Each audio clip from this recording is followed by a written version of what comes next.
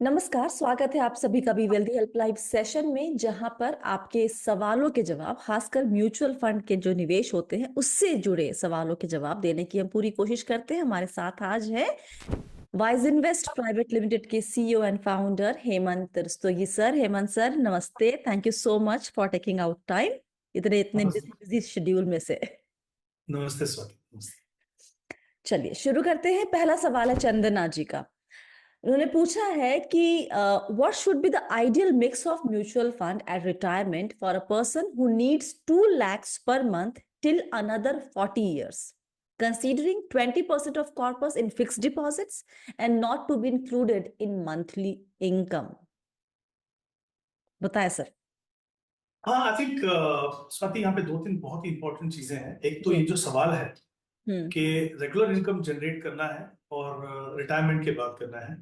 I think मुझे लगता है आज के समय में एक बहुत ही बड़ा चैलेंज है वो हम्म। कि कितना रिटर्न हम जनरेट कर सकते हैं, कैसे हम इंश्योर करें कि रिटर्न आने के साथ साथ वो टैक्स एफिशिएंट भी हो, हमारा पैसा ग्रो करता रहे। जैसे इन्होंने खुद ही कहा है कि 40 साल वो हो सकता है, अपनी लाइफ टाइम का हो सकता है, अपने बाद हम चाहते हैं कि भाई हमारी जो फैमिली है उनको भी वो इनकम मिलती रहे, जो भी हो। तो आई थिंक ये एक बहुत ही मुझे लगता है इंपॉर्टेंट एस्पेक्ट है, बहुत ही चैलेंजिंग भी है। फॉर्चुनेटली क्योंकि हम म्यूचुअल फंड्स की अगर हम बात करें तो वहां पे आपके पास ऑप्शंस भी हैं, आपके पास एक स्ट्रैटेजी भी है। तो सबसे पहले थोड़ी सी स्ट्रैटेजी की बात करते हैं, क्योंकि मुझे लगता है ये बहुत ही अहम सवाल है कि रेगुलर इनकम जनरेट करने के कुछ तरीके हैं। एक ये है कि आप डिविडेंड ऑप्शन में चले जाइए, ठीक है। उसमें आपको फंड मैनेजर के अपने हिसाब से डिविडेंड देंगे, अलग अलग फ्रीक्वेंसी पे देंगे, जो आपकी इनकम में ऐड होगा और वो टैक्सेबल है आज की डेट में, चाहे वो डेट ओरिएंटेड फंड हो या इक्विटी हो या जो भी हो। एक तो वो तरीका है। दूसरा ये कि आप SWP, जो पिछले कुछ सालों में बहुत ही एक अहम तरीका उभरा है मुझे लगता है बनके, कि अगर आप चाहें कि आपका पैसा ग्रो भी करता रहे मार्केट लाइक प्रोडक्ट में, और साथ ही एक तरह से गारंटेड रिटर्न है, क्योंकि एक बार आपने फंड मैनेजर को मैंडेट दे दिया कि इतना पैसा आप रिडीम करके मुझे दे दीजिए, तो इररिस्पेक्टिव ऑफ मार्केट कंडीशन वो पैसा आपको मिलेगा। तीसरी इंपॉर्टेंट चीज वहां पे ये है कि वो रिटर्न जो है वो काफी टैक्स एफिशिएंट है, क्योंकि जो पैसा आपको जो मिलता है उसमें आपका पैसा भी होता है और उसमें कैपिटल गेन भी होता है। एटलीस्ट एज ऑफ टुडे जो कैपिटल गेन्स है, स्पेशली अगर आप ऐसे फंड में है जहां पे टैक्सेशन इक्विटी का है, राइट, वो हाइब्रिड इक्विटी और हर एक का मिक्स हो सकता है पोर्टफोलियो, वहां पे आपको कैपिटल गेन भी कम देना है। तो स्पेशली अगर आप हायर इनकम ब्रैकेट में हैं, आप चाहते हैं कि आपका पैसा ग्रो भी करता रहे, आपको रेगुलर इनकम भी मिलती रही, जो आप डिसाइड करें। साथ ही एक और इंपॉर्टेंट एस्पेक्ट होता है इन्फ्लेशन। अब इन्होंने कहा 2 लाख रुपए की इनकम की जरूरत है, 40 साल तक चाहिए, तो जाहिर सी बात है अगर ये एक्सपेंसेस को कवर करने के लिए है तो आपके एक्सपेंसेस 2 लाख पे तो रहेंगे नहीं। अगर हम 5 या 6% का इन्फ्लेशन भी पकड़े तो आपकी ये जो एक्सपेंसेस हैं, ये रिक्वायरमेंट जो है वो बढ़ती जाएगी। तो जाहिर सी बात है कि आपका ऑप्शन ऐसा होना चाहिए कि आप पैसा एक ऐसे रेट पे ग्रो हो कि आपकी जो इन्फ्लेशन है उसको आप कवर करें, प्लस आपके एक्सपेंसेस को कवर करें। आई थिंक मुझे लगता है ये कुछ चीजों का हमें ध्यान रखना है जब भी हम इसके लिए प्लान करें कि हमको रेगुलर इनकम कैसे जनरेट करनी है। अब पोर्टफोलियो मिक्स कैसा हो, देखिए 2-3 चीजों पर डिपेंड करेगा वो। एक तो ये कि मेरा कॉर्पस कितना है, ओके। दूसरा ये कि मुझे इनकम की कितनी जरूरत है। तो मैं एक एग्जांपल देता हूँ। मान लीजिए मेरा कॉर्पस अगर 1 करोड़ का है और मुझे चाहिए मान लीजिए 50,000, ठीक है, तो मुझे 6 लाख रुपए चाहिए साल में। तो मेरी जो विड्रॉल रेट होगी as of today will be 6%।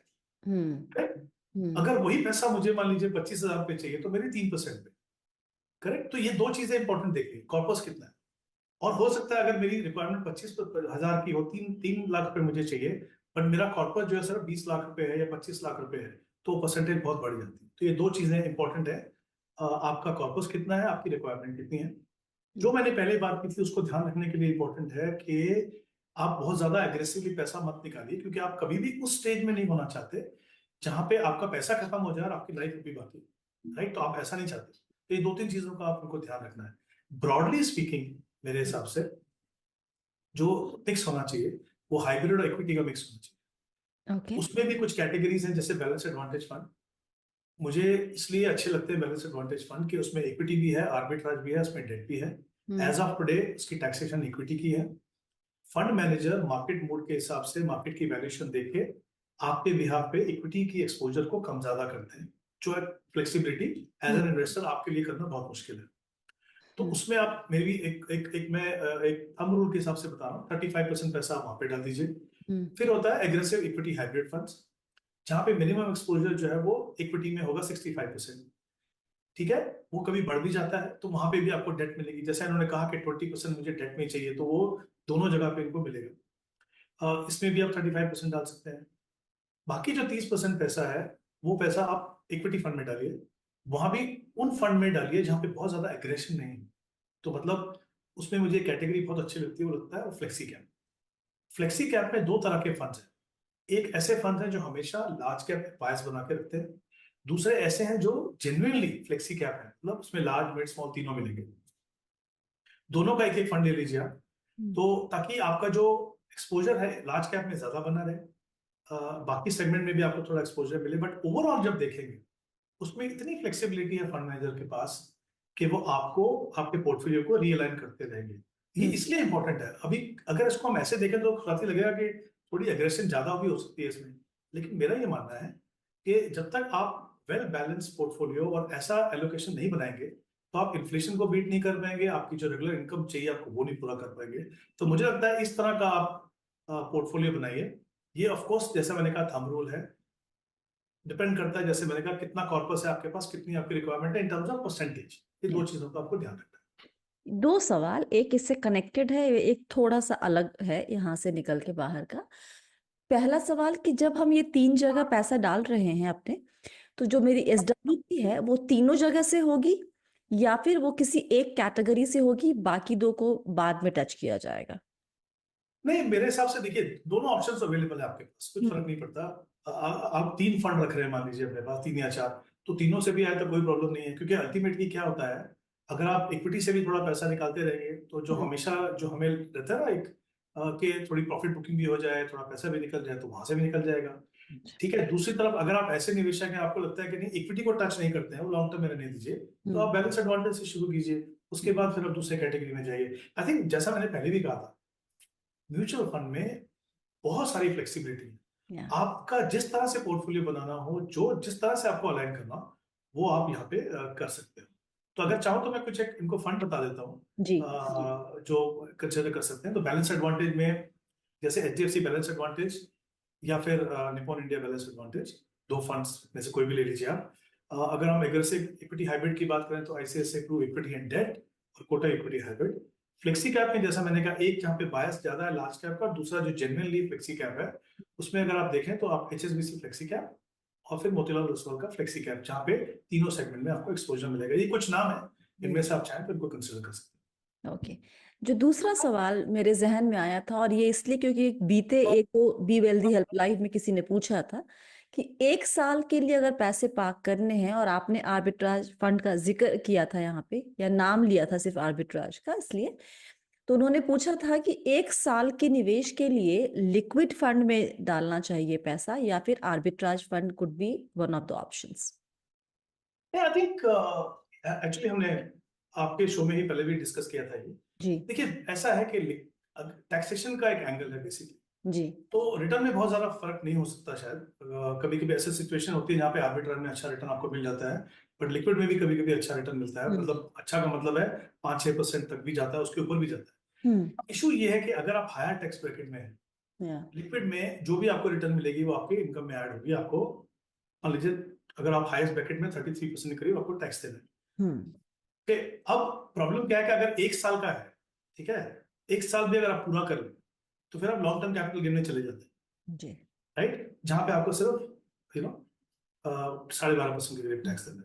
तो मेरा ये मानना है कि डिपेंड करता है कि आपका टैक्सेशन टैक्स एफिशिएंट कितनी आपको रिटर्न चाहिए। अच्छा। ओके, अदरवाइज मुझे लगता है आर्बिट्राज अगेन बहुत ही सेफ इन्वेस्टमेंट ऑप्शन है, क्योंकि वहां पे कोई भी ओपन पोजीशन नहीं लेते हैं, और लिक्विड भी ऑब्वियसली क्योंकि बहुत ही शॉर्ट ड्यूरेशन की मेच्योरिटी रहती है, तो वो भी एक सेफ।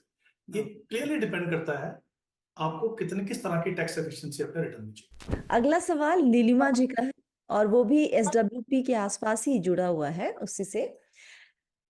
लिखा है कि I have recently increased my investments and have a question regarding my long term plans. अभी इनके पोर्टफोलियो में कुछ फंड्स हैं और जब ये 15-20 साल के बाद वहां पर SWP जब करना चाहेंगे अपने निवेश, तो क्या उस वक्त अपने पोर्टफोलियो को कंसोलिडेट करने की जरूरत होगी इनटू वन? अगर ऐसा है तो which fund type would you recommend for a smooth transition to SWP?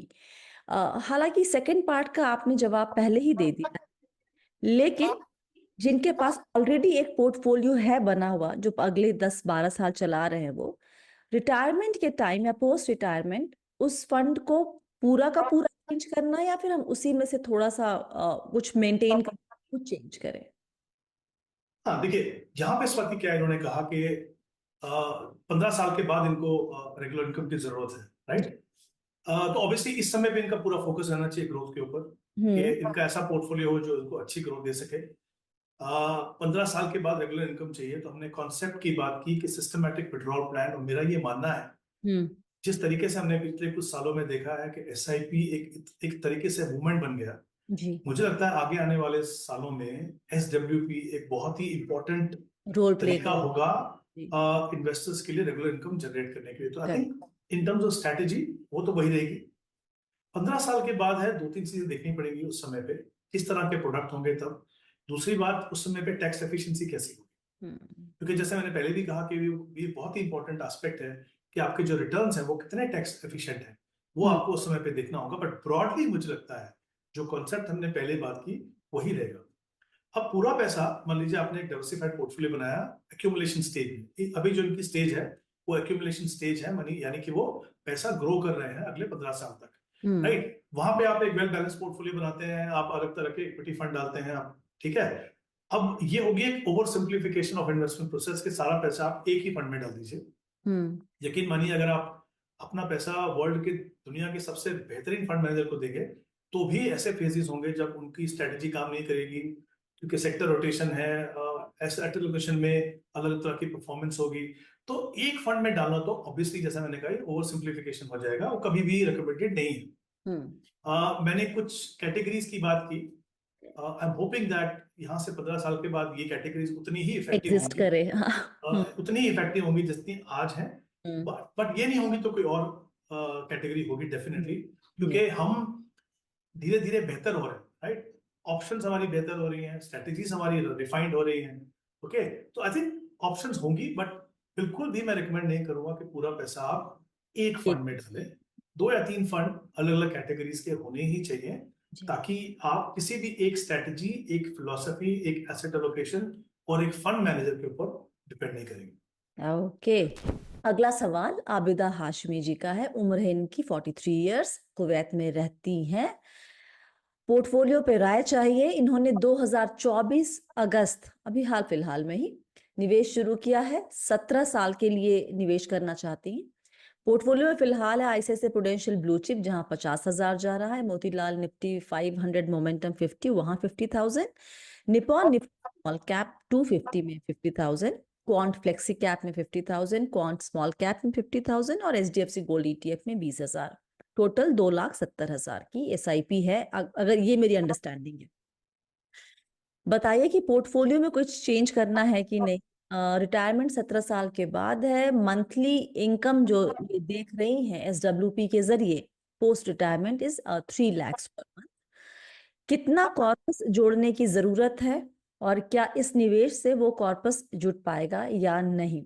अच्छी बात यह है कि आई एम अज्यूमिंग कि आबिदा जी महिला का ही नाम है। वो तीनों सवाल शुरू के जो हमारे पास आए हैं वो तीनों महिलाएं हैं, तीनों निवेश कर रही हैं और तीनों लॉन्ग टर्म प्लान कर रही है रिटायरमेंट के लिए। That's such a good change. पहले ये सब सुनने या देखने को बहुत कम मिलता था। नहीं, आई थिंक स्वाति बिल्कुल इट्स अमेजिंग। आप देखिए यहाँ पे SIP से शुरू किया है, टाइम होराइजन में क्लैरिटी है, ये पता है कि 17 साल के बाद क्या करना है, कितना पैसा लगेगा, राइट? और क्या स्ट्रेटेजी होनी चाहिए। मतलब एज एन इन्वेस्टर आपकी मैच्योरिटी कहाँ से पता चलती है? जैसे पहले वाले सवाल में भी बात की उन्होंने कि 15 साल के बाद मुझे पैसा चाहिए, इनको भी 17 साल के बाद चाहिए। लेकिन ऐसा नहीं कि चलिए आज करते हैं कल का कल देखेंगे, ऐसा नहीं है। जैसा मैंने पहले भी कहा, सिचुएशन बदल सकती है, ऑप्शन बदल सकते हैं, टैक्स एफिशिएंसी बदल सकती है, लेकिन एज एन इन्वेस्टर कितना इंपॉर्टेंट है कि आपके पास एक क्लैरिटी हो कि हम जो रोड मैप बना रहे हैं क्या वो सही है, क्या आगे जाके ये काम करेगा कि नहीं करेगा। आई थिंक ये एक एक मुझे लगता है एक रिजल्ट है जो भी एफर्ट्स डाले हैं अलग अलग लोगों ने, ओके, जैसे आपने डाले हैं और भी एफर्ट्स हो रहे हैं, इंडस्ट्री के एफर्ट्स हो रहे हैं, वो कहीं ना कहीं बता रहा है कि सोच में फर्क आ रहा है और डिसीजन मेकिंग में फर्क आ रहा है, जो मुझे लगता है बहुत बड़ी अचीवमेंट है। तो आई थिंक इनके सवाल की अगर मैं बात करूं, देखिए इनकी रिक्वायरमेंट है 3 लाख। पहले मैं वहां से शुरुआत करता हूँ। जैसा मैंने पहले कहा था, ब्रॉडली आपकी जो विड्रॉल है 5% होनी चाहिए। तो और साथ में इन्फ्लेशन, क्योंकि ये बढ़ता रहेगा, 17 साल के बाद है लेकिन उसके बाद ये बढ़ता भी रहेगा, तो ध्यान रखना है अपने को। तो मुझे लगता है इनको अगर 8 करोड़ का कॉर्पस हो इनके पास तो इनके लिए वो सही रहेगा, इनकी जो रिक्वायरमेंट है। अच्छी बात ये है कि 2,70,000 की इन्वेस्टमेंट कर रहे हैं हर महीने, 17 साल करेंगे, मैं सिर्फ 12% का रिटर्न अगर मान के चलूं, जो मुझे लगता है काफी रीजनेबल है 17 ईयर्स के लिए इक्विटी से, 17 करोड़ का कॉर्पस बनेगा, double of what she needs. तो आई थिंक मुझे लगता नहीं कि, क्योंकि इन्होंने समय रहते प्लान किया है, अच्छा बड़ा अमाउंट इन्वेस्ट कर रही है, क्लैरिटी है जी, मुझे लगता है वो फ्रंट पे इनको बिल्कुल भी चिंता करने की जरूरत नहीं है, राइट। अब क्योंकि ये एक्यूमुलेशन स्टेज में, जैसे मैंने पहले वाले सवाल के जवाब में भी कहा था, इंपॉर्टेंट है कि आपका पोर्टफोलियो सही हो, राइट। अब हम इनका पोर्टफोलियो देखते हैं। इनके पास एक फ्लेक्सी कैप फंड है, फंड, और एक ICICI pru large blue chip fund है जी। तो मुझे लगता है प्योर लार्ज कैप रख लीजिए, आप एक फंड रख लीजिए उसमें, तो आप आईसीआईसीआई ब्लू चिप को रखिए। अच्छी बात यह है कि अगस्त 24 में शुरू किया, तो इस समय पे पोर्टफोलियो अगर ये चाहे रीअलाइन करना तो कोई बहुत ज्यादा नुकसान नहीं होगा, अच्छा समय है करने के लिए। स्मॉल कैप में इनके पास 2 फंड्स है, एक एक्टिवली मैनेज फंड है, एक इंडेक्स फंड है। अगेन क्योंकि ये सबसे ज्यादा एग्रेसिव सेगमेंट है जी। ओके, इसमें ऐसे फंड भी हैं जो इंडेक्स को बीट कर पा रहे हैं, आगे भी करेंगे। लेकिन अगर आप चाहते हैं कि क्योंकि ये एग्रेसिव सेगमेंट है और हमें वेल डाइवर्सिफाइड पोर्टफोलियो मिले, उसमें कोई सरप्राइज नहीं आए, तो आप इंडेक्स फंड ले सकते हैं। तो जो इंडेक्स फंड है इनके पास 250 इंडेक्स स्मॉल कैप, वो रख लीजिए आप। तो 50,000 आपका गया ऐसे ऐसे ब्लू चिप में, 50,000 वहां पे गया। इनके पास एक मोमेंटम फंड 500 मोमेंटम 50, अगेन इसके बारे में भी हमने पहले बात की हुई है, जो स्मार्ट बीटा फंड्स है, एक अच्छी एडिशन है इंडस्ट्री की, इन्वेस्टर्स के लिए, जो बहुत ही सोफिस्टिकेटेड इन्वेस्टर हो, जो समझ सके। मार्केट में जब बुल रन होता है ना, तो ये मोमेंटम स्ट्रेटेजी और अलग अलग स्ट्रेटेजीज काम करती हैं। इनको मॉनिटर करना, इनको रीबैलेंस करना थोड़ा सा कॉम्प्लिकेटेड हो सकता है मेरे हिसाब से। मुझे लगता है कि एक आम निवेशक को, जिनका फोकस एसआईपी से बड़ा कॉर्पस बनाने का है, वो वेल डाइवर्सिफाइड कैटेगरीज रखें तो ज्यादा बेहतर है, क्योंकि उनमें फंड मैनेजर के पास फ्लेक्सिबिलिटी है आपके लिए कुछ करने की। जहां पे आप इंडेक्स फंड चाहें, जैसे हमने इंडेक्स की बात की, वो भी आप रख सकते हैं। तो मेरा ये मानना है कि एक कैटेगरी जो उनके पोर्टफोलियो में मिसिंग है, वो है मिड कैप। तो मोमेंटम की जगह पे आई थिंक वो मोतीलाल ओसवाल का फंड है, उसकी जगह में आप एक मिड कैप फंड रख लीजिए। Motilal Oswal mid cap, fantastic fund, बहुत अच्छी परफॉर्मेंस, अच्छी क्वालिटी का पोर्टफोलियो, तो वो आप एक रख सकते हैं, करेक्ट। अब इनके पास एक गोल्ड फंड पे आता हूँ, okay, I think HDFC gold 20,000 की एसआईपी है आपके पास। मेरा ये मानना है अगेन कि 17 साल में इक्विटी गोल्ड से आपको बेहतर रिटर्न देगी, ठीक है। एज एन इन्वेस्टर कभी कभी हमारी इच्छा होती है कि भाई पोर्टफोलियो में थोड़ा गोल्ड हो जाए तो अच्छा है। एज ए थंब रूल हम भी कहते हैं कि अगर आपको रखना है तो 10% के नीचे रख लीजिए। इनकी जो इन्वेस्टमेंट अमाउंट है वो 10% के नीचे है जी, तो वो आप रखना चाहें तो उसमें रख सकते हैं। अब 2 फंड में इनको कहूंगा ऐड अपने पोर्टफोलियो में रखने के लिए, बाकी फंड्स की जगह पे, करेक्ट। स्मॉल कैप, ओके, एक बंधन स्मॉल कैप रख लीजिए आप, चाहे तो निपॉन स्मॉल कैप, दोनों में से कोई भी रख लीजिए। एक मुझे लगता है फोकस फंड चाहिए इनके पास, क्योंकि 17 ईयर्स का टाइम है, और एक इन्वेस्ट फोकस फॉर एग्जांपल बहुत ही अच्छा फंड है, बहुत ही अच्छा पोर्टफोलियो है, और भी फोकस फंड है, एचडीएफसी का फोकस फंड भी अच्छा है। बट क्योंकि एक अगर मैं मुझे बताना तो मैं इन्वेस्ट को फोकस की बात कर रहा हूँ। तो इस तरीके से इनका पोर्टफोलियो बने, उसमें एक प्योर लार्ज कैप हो गया, मिड कैप हो गया, स्मॉल कैप हो गया, करेक्ट। एक लार्ज एंड मिड या स्मॉल कैप भी होगा, नहीं sorry, I think Swati small cap हमने ऑलरेडी ले लिया। कौन स्मॉल कैप इनके पास ऑलरेडी है? हमने स्मॉल कैप का इंडेक्स फंड लिया, इन मोतीलाल का, हाँ मोतीलाल का चेंज करेंगे। बंधन का जो हम फंड बोल रहे थे वो हम large and mid cap fund. Okay okay, एक बार मैं यहाँ पे रोकती हूँ आपको, और मैं वापस से फंड के नाम बताती हूँ, आप बताइएगा इनको रखना है या फिर इनको बंद करना है, ठीक है। आईसीआईसीआई प्रूडेंशियल ब्लू चिप 50,000 रखना है, मोतीलाल निफ्टी 500 मोमेंटम 50, नहीं उसकी जगह पे मैंने कहा आप मोतीलाल मिड कैप रखिए, Motilal mid cap. Nippon Nifty small cap 250, वो आप रखेंगे। Quant flexi cap? नहीं, उसको नहीं रखेंगे। Quant small cap? नहीं, उसको नहीं रखेंगे क्योंकि हमने ऑलरेडी एक इंडेक्स फंड ले लिया वहां पे। ओके। और अब एसडीएफ? बाकी हाँ, गोल्ड फंड को रखेंगे, हम गोल्ड गोल्ड फंड फंड को। को रखेंगे, और हाँ, बाकी जो दो फंड हमने कहा, एक बंधन कोर 50,000 जो एक okay large and mid cap category का फंड है, जी, और एक focus fund, investor focus fund. Okay. इस तरह से हमारा पोर्टफोलियो बनेगा।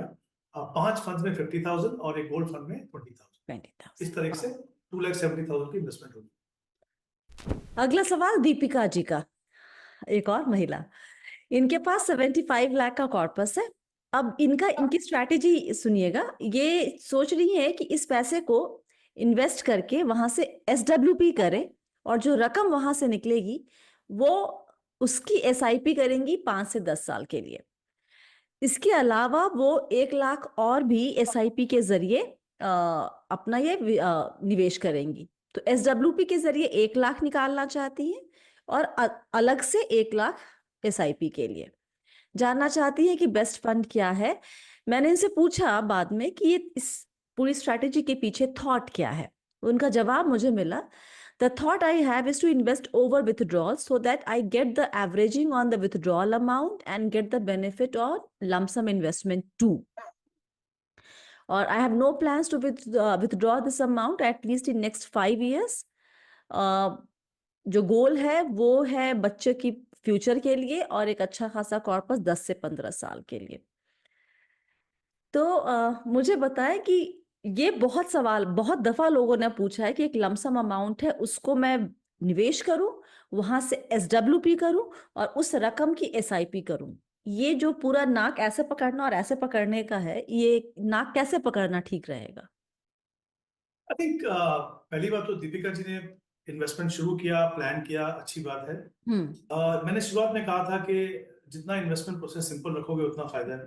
हम्म। अगर हम चाहें तो इसको बहुत ही कॉम्प्लिकेटेड बना सकते हैं, और शायद इसी कारण से हम काफी इन्वेस्टर डरते भी हैं कि भाई निवेश करना तो बहुत ही कॉम्प्लिकेटेड सा है कि हम इसको कैसे मैनेज करेंगे। वो आई थिंक हमारे अपने ऊपर डिपेंड करता है हम इसको कितना कॉम्प्लिकेटेड बनाना चाहते हैं। हम्म। अभी इसको हम सिंपल तरीके से समझते हैं। मैं बिल्कुल भी ये नहीं कह रहा हूँ कि सोच गलत है। हम्म। एज एन इन्वेस्टर आपको हक है कि आप अलग अलग स्ट्रेटेजीज के बारे में सोचें और फिगर आउट करें। अच्छी बात यह है कि आप पूछ रहे हैं कि भाई ये जो मेरी सोच है, काफी लोग तो बिना सोचे समझे शुरुआत ही कर देते हैं, राइट? तो यहाँ पे सोच आना एक बात है, लेकिन ये भी समझना कि भाई मेरी सोच सही है कि नहीं। ये बड़प्पन है किसी भी निवेशक का मान के चलना है कि भाई बताइए मुझे कि मेरी सोच सही है कि नहीं। तो मैं कहूंगा कि देखिए, इन्होंने कहा 5-10 साल के लिए इनको इन्वेस्ट करना है, ठीक है, और 5-10 साल तक ये पैसा निकाल के फिर ये एसआईपी से डालेंगे भी। अब क्योंकि इनको अल्टीमेटली गोल क्या है, गोल है लॉन्ग टर्म, बच्चों के एजुकेशन के लिए, ठीक है, और जो भी गोल्स हैं उनके वो लॉन्ग टर्म गोल्स हैं। तो अब मेरे पास अगर लमसम पैसा है, तो मान लीजिए मैंने लमसम लगा दिया 1 साल, ओके, क्योंकि एसडब्ल्यूपी करनी है तो 1 साल लगाना पड़ेगा। अब एक सबसे बड़ा रिस्क मैंने क्या किया कि मार्केट के एक ही लेवल पे इन्वेस्ट कर दिया, चाहे वो हाइब्रिड हो चाहे वो इक्विटी हो, जो कभी भी रिकमेंडेड नहीं है क्योंकि ये वन ऑफ इन्वेस्टमेंट है, करेक्ट। तो वो एक कभी भी रिकमेंडेड नहीं है। दूसरी बात हम क्या कर रहे हैं, हम एसटीपी क्यों करते हैं, सिस्टमैटिक ट्रांसफर प्लान, ये एक्चुअली एसडब्ल्यूपी नहीं है, करेक्ट। एक तरीके से वो सिस्टमैटिक ट्रांसफर प्लान आप कर रहे हो कि आप पैसा निकाल के डाल रहे हो क्योंकि लमसम आपके पास है।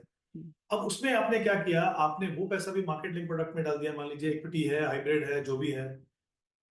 जब आप वहां से पैसा निकाल के डालते हैं एवरेजिंग के लिए, एक तरफ अगर मार्केट नीचे गिरा तो आपका लमसम भी नीचे गया, उसका छोटा सा हिस्सा आप इन्वेस्ट कर रहे हैं कहीं और एसआईपी से, करेक्ट, उसका आपको फायदा हो रहा है। अल्टीमेटली बॉटम लाइन क्या, आपका नुकसान ज्यादा होगा ना उसमें। तो अगर आपको पर्पस ही लॉन्ग टर्म में इन्वेस्ट करने का है तो शुरुआत में ऐसा कीजिए आप, बजाय इसके को आप टिकर। और अच्छी बात एक और इन्होंने कहा कि 1 लाख रुपए की शायद एसआईपी भी करनी है इनको, हाँ, अलग से। तो आपके पास तो बहुत ही अच्छा कॉम्बिनेशन है। आपको क्या करना है, समय लंबा है आपके पास, एसआईपी से आप इन्वेस्ट कर रहे हो, आप एक अपना पोर्टफोलियो बनाइए, ओके। और क्योंकि एक ही लेवल पे लमसम इन्वेस्ट करना कभी भी रिकमेंडेड नहीं है, तो आप कॉम्बिनेशन बनाइए, 30-40% लमसम कीजिए, बाकी आप एसटीपी से इन्वेस्ट कीजिए, आप एक लिक्विड फंड में पैसा लगाइए। जो आपको एवरेजिंग का फायदा इतने कॉम्प्लिकेटेड प्रोसेस से होने वाला है वो यहाँ पे आपको मिलेगा, right. You can, depending on कितना समय आपके पास, 6 महीना, 1 साल, उस हिसाब से आप उसके अंदर एसटीपी कर लीजिए। तो आपने क्या किया, अगर मार्केट ऊपर गया तो आपने लमसम भी इन्वेस्ट किया, मार्केट अगर वॉलेटाइल रहा तो आपने एसटीपी से लमसम का हिस्सा भी डाला और एसआईपी का हिस्सा भी डाला, करेक्ट। एकदम सिंपल प्रोसेस है। हम क्यों उसको लमसम में डाल के, वो भी मार्केट लिंक प्रोडक्ट में, ऊपर नीचे जहां पे हो सकता है वहां से पैसा निकालें, फिर हम किसी और फंड में डालें, और साथ में हम एसआईपी भी कर रहे हैं। आई थिंक मुझे लगता है इसको बिल्कुल सिंपल रखिए, एक पोर्टफोलियो बनाइए लॉन्ग टर्म के हिसाब से। फिर से रिपीट करता हूँ, कुछ पैसा लमसम में डालिए, कुछ पैसा एसटीपी के द्वारा लिक्विड फंड से उन्हीं फंड में डालिए, और हर महीने आप 1 लाख की एसआईपी करना चाहते हैं तो वो आप कीजिए। तो आप तो कहीं मार्केट का रिस्क ले ही नहीं रहे, क्योंकि आप 1 लाख रुपए हर महीने भी आप एसआईपी से डाल रहे हो। तो क्लियरली जितना सिंपल स्ट्रेटेजी रखोगे मुझे लगता है उतना ज्यादा अच्छा है।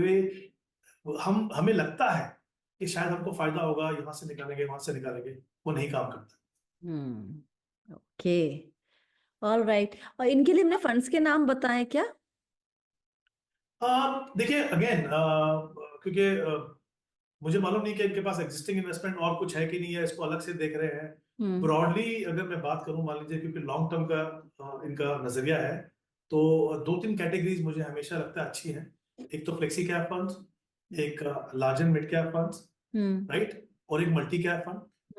मैं उन कैटेगरीज में हमेशा जाना चाहता हूं जहां पे फंड मैनेजर के पास फ्लेक्सिबिलिटी है उस एलोकेशन को चेंज करने की। जहां पे भी वो रिजिड थोड़ा हो जाता है ना, वहां पे थोड़ा सा रीअलाइन करना थोड़ा सा मुश्किल होता है। मुश्किल होता है। तो ये कुछ कैटेगरीज है, इनको अगर चाहें तो वो देख सकते हैं। अगर आप कहें तो मैं कुछ फंड भी बता देता हूं उनको, जो आप देख लें। फ्लेक्सी कैप में हमने कुछ फंड्स की ऑलरेडी बात की थी, एचडीएफसी फ्लेक्सी कैप की बात की थी हमने, मोतीलाल ओसवाल फ्लेक्सी कैप की बात की थी हमने।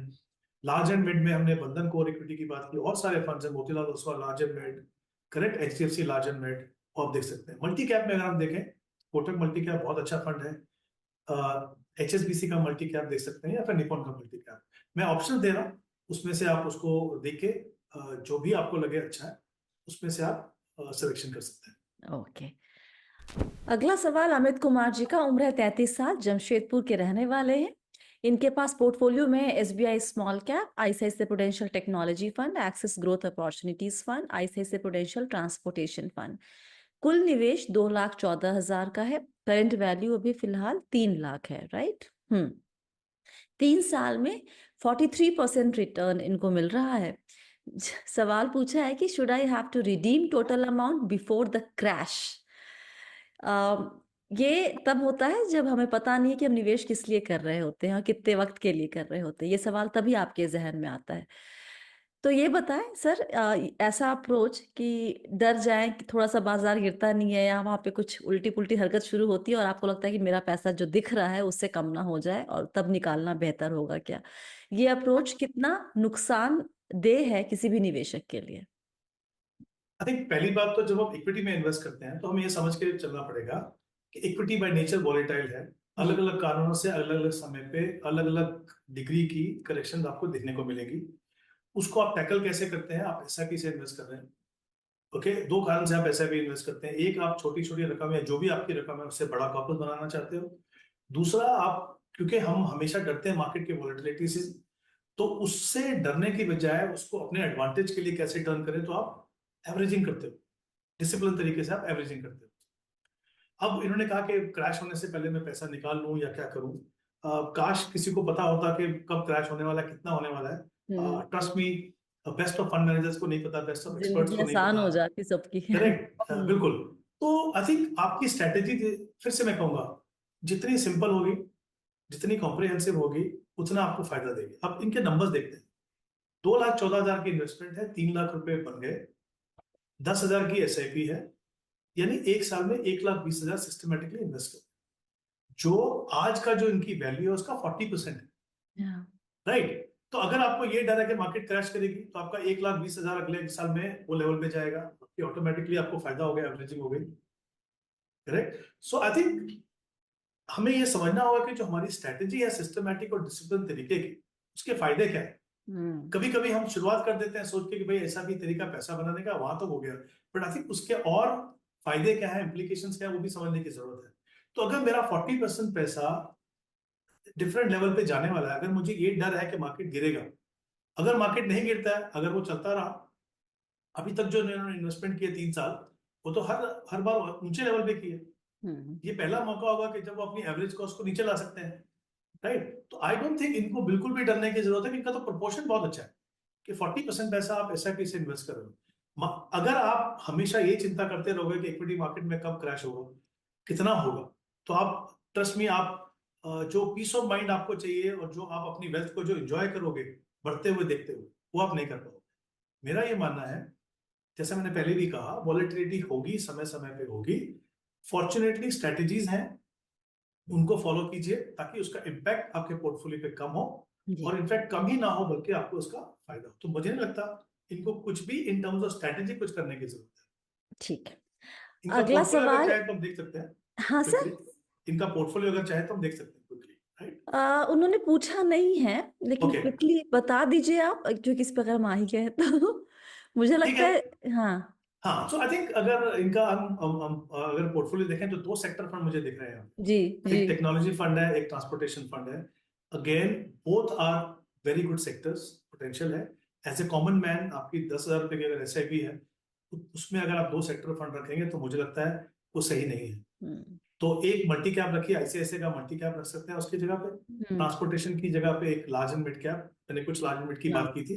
जी। और स्मॉल कैप में इनके पास एसबीआई स्मॉल कैप है, वहां पे भी हमने कुछ बेहतर स्मॉल कैप की बात की थी।